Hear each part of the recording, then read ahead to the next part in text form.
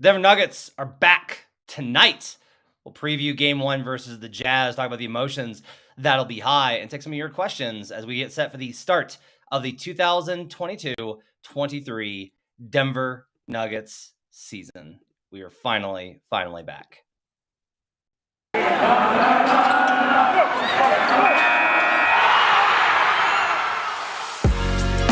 You are Locked On Nuggets, your daily Denver Nuggets podcast. Part of the Locked On Podcast Network, your team every day. Welcome to Locked On Nuggets, your daily Denver Nuggets podcast, part of the Locked On Network, your team every day. Thanks for joining us and making us your first listen every day. We're free and available on all platforms, including YouTube, where you can join all sorts of folks who are hyped in the comment section. We got Josh Whittinger and LLB 10,000, I think is the number there. Travis Diener's back with us. CJ Morgan, Jimmy Smith, Dustin hanging out. Lots of folks hanging out with the chat. Turn on notifications and subscribe to the YouTube channel, and you too can join the show. And we often do respond to the comments because, well, we got some smart folks that hang out with us on a daily basis. My name is Matt Moore. I'm the senior NBA writer for the Action Network and co-host of Locked On Nuggets here. I'm also co-host of Locked On NBA on Tuesdays. You can catch me with David Ramil. Adam Morris is on assignment today. And by that I mean he's got a haircut, trying to look nice for the season opener. I don't have that problem. And so I'm going to be with you to preview game one versus the Utah Jazz. We basically made the call to have me go solo today, and then Adam and I are going to be back tomorrow because we got to recap the first game of the season. Obviously, on today's show, we'll talk about the first game of the Denver Nuggets season versus the Utah Jazz. I'm going to talk about like what the keys of this game are going to be, the priorities that the Nuggets need to emphasize. We'll talk a little bit about why I actually think this is a little bit of a trap spot, which sounds crazy given that the Utah Jazz are taking their faces off. Thinking that's a little bit of a trap spot. We'll talk about all that and more on today's show. I do want to let you know that today's episode is brought to you by PrizePicks. First-time users can receive a 100% instant deposit match up to $100 with promo code LOCKEDON. That's LOCKEDON. That's PrizePicks.com, promo code LOCKEDON. Okay, so here we go. Denver Nuggets take on the Utah Jazz tonight in Utah. Utah's home opener, always a tricky element. When we kind of look at the context of this game, and we'll look at how this game is gonna look like. The Nuggets are 7-point favorites on the road, which is pretty hefty. Not surprising given that Utah is. I am trying to avoid tanking because the word's going to become so overused that it's going to become numb to us. They are repositioning for draft position. That's how we'll say it. The Jazz are repositioning for draft position. However, I will say this Jazz team, you're going to watch tonight and be like, you'll know now because I'm telling you, but if you weren't to listen to the show, you would probably find out that, oh, hey, this team has some guys. Like this team still has some guys on it, which I think that there is like a little bit of a misnomer on it. Look, this is the starting five projected. Mike Conley, Kelly Olynyk, Lauri Markkanen, Jared Vanderbilt, our old friend Vando, and Colin Sexton. Those are 5 NBA players. There's nobody in that starting lineup that I'm like, I don't know if that guy's going to be in the league in 3 years. There's players on the Houston Rockets and the Orlando Magic and the Oklahoma City Thunder that I don't know if they're going to be in the league in 3 years. Like, that's just the reality is like, I don't know if those guys are going to be there. The Jazz have NBA guys. They have quite a few NBA guys. And so, it's going to be interesting to kind of see how this goes. Now, right off the bat, huge advantage for Jokic. Udoka Azubuike, who I like quite a bit and has a little bit more muscle, he's probably not going to play in this game. Markkanen, obviously, Markkanen is such a perimeter-oriented player that he played small forward last year for the Cavs. It worked, by the way. He's much more of a wing. That's probably going to be pretty disastrous versus Jokic. Like that's going to be like a bad setup there. But one thing to pay attention here is you got Mike Conley and Colin Sexton. The big key I'm interested in here for the Nuggets is this is a relatively easy opponent. Okay. A great test for the defensive schemes. They're carrying over a lot of what they did last year. I've talked a lot about how I have concerns about the carrying over those schemes. The Nuggets showed a lot of drop in preseason. I have a lot of concerns about those type of things. The defense to me is the number one thing. If the Nuggets don't put up 115 tonight, it is because simply they miss shots. Like the Jazz are not going to be able to do anything with a brand new roster, essentially, no continuity and a new coach to slow down Denver's offense. It's too much of a machine, even as guys get back to being used to each other. There is that concern of, okay, Jamal hasn't played in a year, MPJ hasn't played in a year. They did preseason, but it's not the same. And then KCP, obviously, and a lot of the bench are new. So, like, there's not a continuity carryover aspect here. But the Nuggets have specifically built this offense to have guys that can make the read and react plays. And then also Michael Porter Jr. But, like, MPJ is going to hit shots, right? So we're not really concerned about that. So if the Nuggets don't put up 115, it's going to be because they just had an off shooting night. And that's going to be frustrating tomorrow, as everyone's going to want to nitpick and talk about all the weaknesses with this team. But if the Nuggets lose because they can't score enough points, I'm going to be on the show telling you, like, not really worry about it. If they do show rust, if they do show, like, miscommunication, it's possible that they could lose this game based off of turnovers. But even then, I still think they put up 115, right? So the key here is going to be defense. Like, that's going to be the real assignment that you're going to have to get us kind of through here. If the Nuggets come out and if they bring an energy, if there is a tone, look, the common NBA sentiment amongst players is don't get too high, don't get too low. You'll hear about it all the time. It's treat every game the same. Just kind of get through it. Play consistently. Don't get too high or too down. There are certain games I think that matter. You get to set a tone tonight. You get to set a statement. You get to set an opening statement, a mission statement for the season. You get to send a message tonight to not the Jazz, but to the league and to yourselves and to the fans about this team has been hyped. This team has been promoted. This team has been bet on. This team has been believed in. And you have a chance tonight to set the tone of all of that is valid. We're coming for it. That matters. I'm sorry, it does. It's not the end of the world. Like, the key with the NBA season is you can always be like, well, there's another game in 2 days. It's fine. It's just one game. But there's missed opportunities. And along the way, if you miss enough opportunities, it does matter. This game doesn't matter in the sense of it's one of 82 games. It's not as important as, say, a game versus the Wolves, a division matchup versus a team that they're likely to be competing against. Like, the home games versus the Timberwolves are going to be some of the most important games the Nuggets will play this season. This is not one of those, but it's important. There is an opportunity here for the Denver Nuggets to set a tone. If they come out and they look dominant and they make the Jazz look like the team that the Jazz honestly want to be this season, then that sets a tone for the entire year. And there's an opportunity for this team to do something great. Don't look too good because you got the Warriors in 2 days and you don't want to be too high. But honestly, an optimal outcome for this game would be to win within around the margin of what the spread indicates, which is 7, right? Like, win by between 7 to 10 points, a solid win, get through it. You deal with whatever the awkwardness and uncomfortableness is with the offense. If there's one concern, I think it's got to be the turnovers. Like, this was the Achilles heel for the team last season, was they could still score at a high level because Jokic was that good, even with his limited weaponry. They have much better weaponry now. But if you're creating turnovers, Malone talked about this, not just turnovers, but turnovers high in the court, closer to half court. Those are just runouts. There's no transition defense that's gonna get you in a good position there. Like, I'm sorry, there's not. You're not going to win those most of the time if you turn the ball over at a high rate. Like, the two keys here are, can you contain the guards in drop coverage? And can you not turn the ball over? If the Nuggets do those two things, they're going to win. And they're going to look awesome. And everyone's going to be really excited about what this team looks like. We'll talk more about the emotional side of this game, which is Jamal Murray and MPJ's return and the complexities of that, given that they played in preseason, all that and more when we come back on Locked On Nuggets. But first, I need to tell you about PrizePicks. Okay, so I've got a lot of bets in, obviously, for Wednesday night, big slate. One of the ones I love for this game is Aaron Gordon over on the rebounds prop. And you can play that at PrizePicks. You just pick 2 to 5 players, and if they'll score more or less than their PrizePicks projection based off of whatever stat it is, and you can win up to 10 times on any entry. No competing against other people. It's just you versus the projection. Just play the numbers. Don't play people. Play numbers.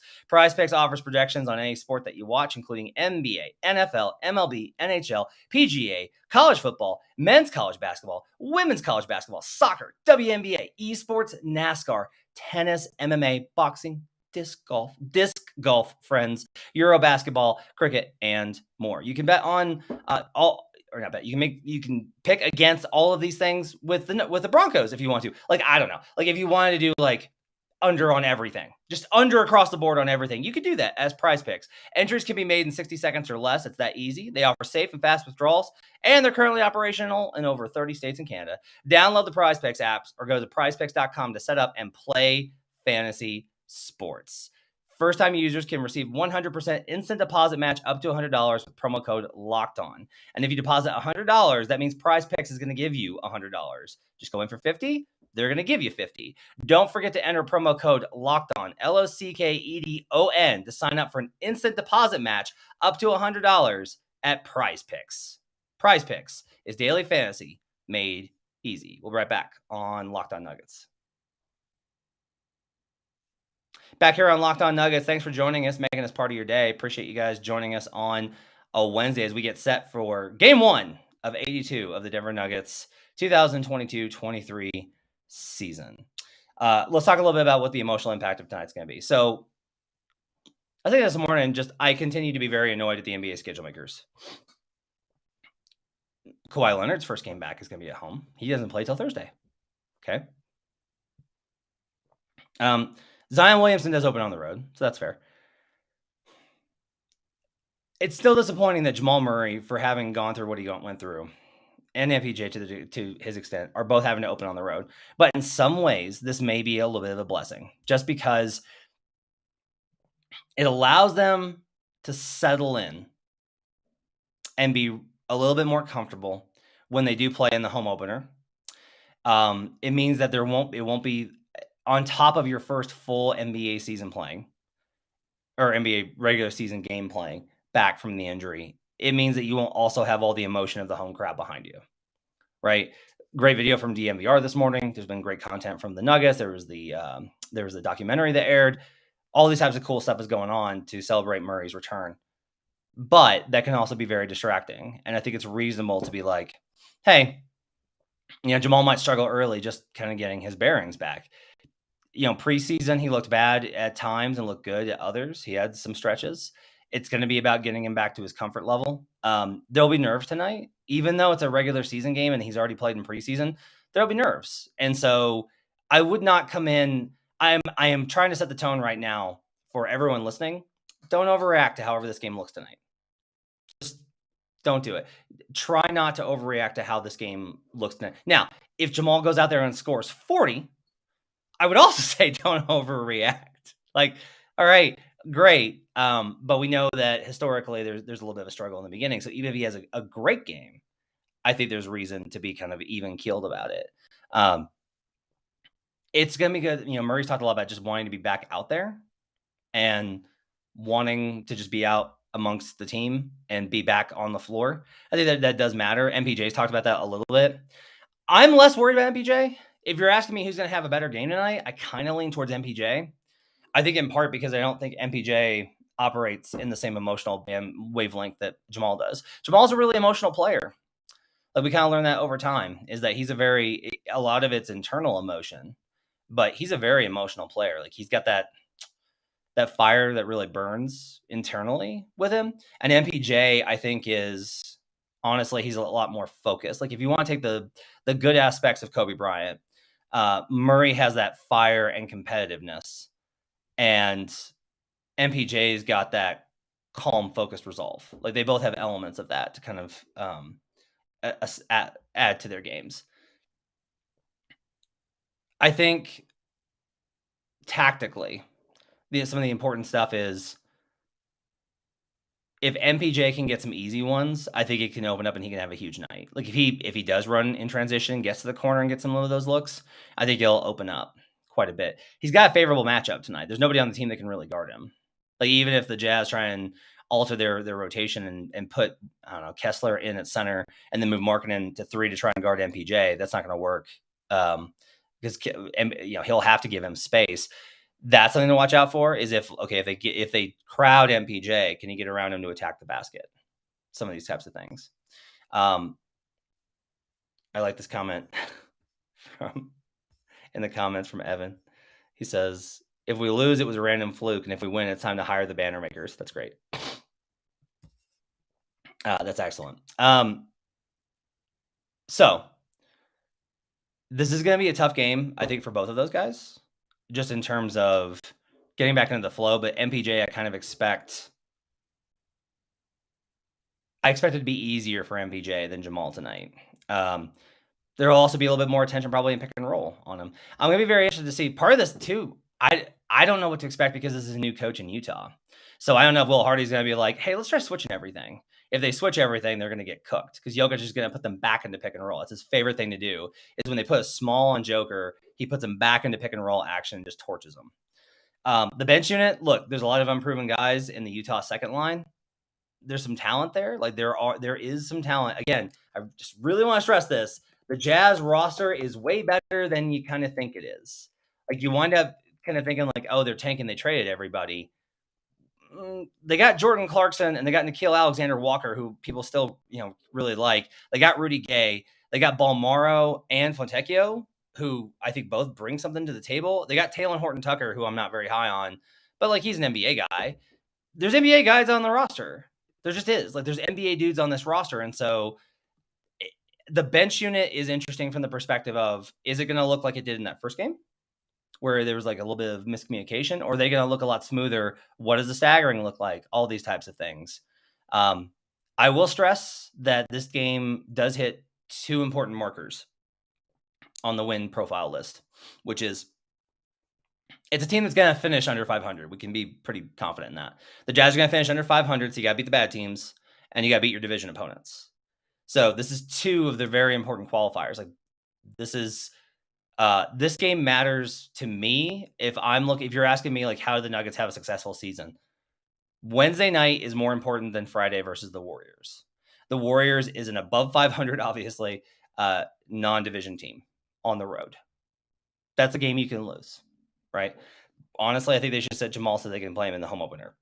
That's my opinion. It's just like the NBA would be mad, but that's, take the fine and deal with it. So I think this game actually matters from that perspective. The bench unit, I do think needs to show that it can execute. Again, the Nuggets should have a huge rebounding advantage in this game because the Jazz are, for the most part, very small, unless Walker Kessler is way better than I expect him to be. So that's going to be something to kind of watch. Let's take a break. We'll come back and we're going to talk a little bit about what I'm expecting in terms of the pace of the game, the offense, and those kind of early season trends. We'll do that when we come back on Locked On Nuggets.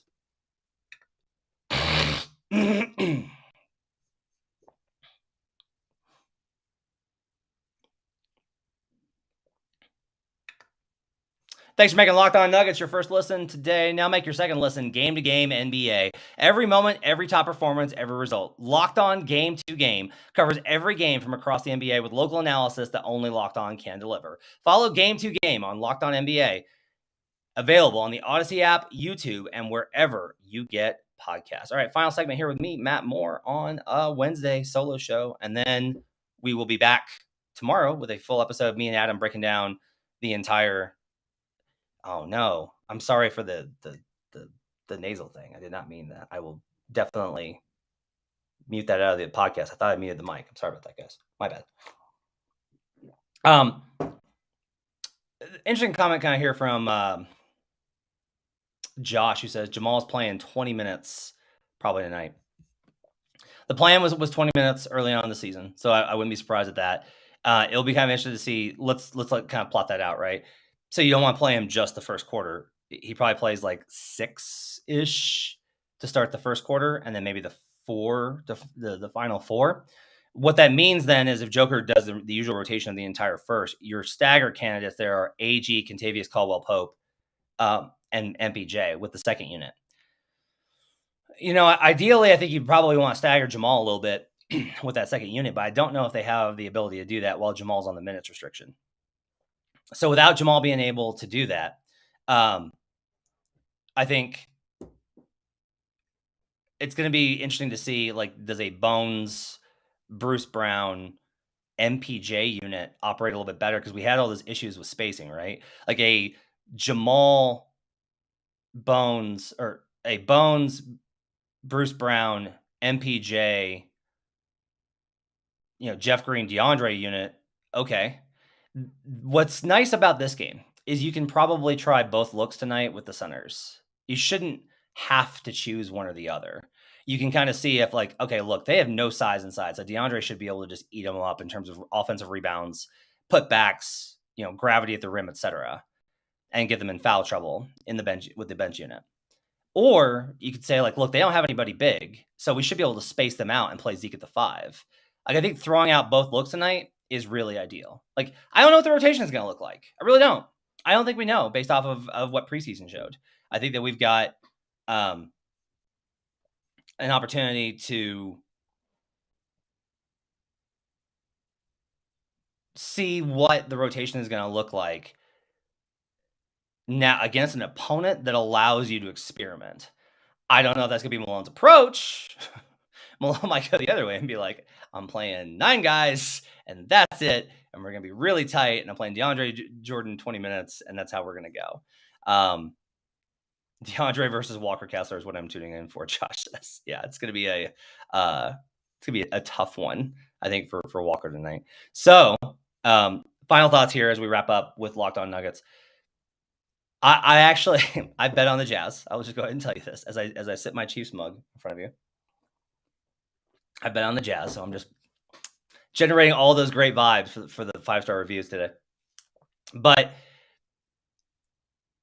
I bet the Jazz because teams in their home opener do very well. This is emotional. Like, this is for even the tanking teams, this is a great spot if you're an underdog. Home dogs cover and win at a very high proportion. This is a little bit of a trap game. I'm just warning you right now. If the Nuggets have a little bit of clunkiness, if the shots don't fall, right? If they just have a bad shooting night, if the bench unit does not click together, the Jazz do have the ability to get this win. I would tell you to temper expectations that this is a rollover game because it's early in the season and nobody's in rhythm. And when nobody's in rhythm, the results are kind of random. If the Nuggets shots fall, they can play badly and win this game. But if the Nuggets shots don't fall, the Jazz can absolutely win this game. It's a home opener. And home openers are the honestly, this is the best crowd atmosphere you will have until game 82 or until the playoffs start, with very few exceptions league-wide. There's very few spots where you're going to have better crowds than you will on opening night because it's the start of the season and optimism is high and all these types of things. And the Jazz are a pretty good franchise historically in terms of fan support. So even though they don't know most of these guys, I'm actually expecting a pretty good crowd and I'm expecting a pretty good effort. Will Hardy is an unknown, but I'll say this, there's no reason to think this is a bad hire. Like, everyone loves him. Everyone thinks that he's very good. There was a lot of, man, it really hurts that they lost Will Hardy when Udoka got suspended in Boston. So I am telling you to be a little cautious of this game. Not that I think that they'll lose, but just that this might be a little bit tougher. Games are very rarely go according to script in the NBA regular season. So a lot of stuff to kind of figure out here. A lot of stuff to do, but the Nuggets are back. You get to watch your favorite team in action. Joker's back. MPJ's back. Jamal Murray is back. All of that stuff. Make sure to check out the pre- and post-game shows over at DMVR. I want to plug Adam's work over at DMVR. Always a fun time. If you're not already listening to those, just go check out DMVR on Twitter, and they'll get you the links for all that stuff. Want to plug that stuff. We are not going to be doing late-night post-game shows this year for a couple of reasons, including I genuinely think the shows will be better if we have an overnight to rewatch the games and give you the deep dive analysis. So we'll be back tomorrow morning with a live show around 9:30 a.m. Mountain Time, breaking down game 1 of the Denver Nuggets versus the Utah Jazz. Hope you guys have a great day. Enjoy the game. We will talk to you guys again soon. Give us those 5-star reviews, and I'll see you guys again next time tomorrow as we get started with the NBA season here on Locked On Nuggets.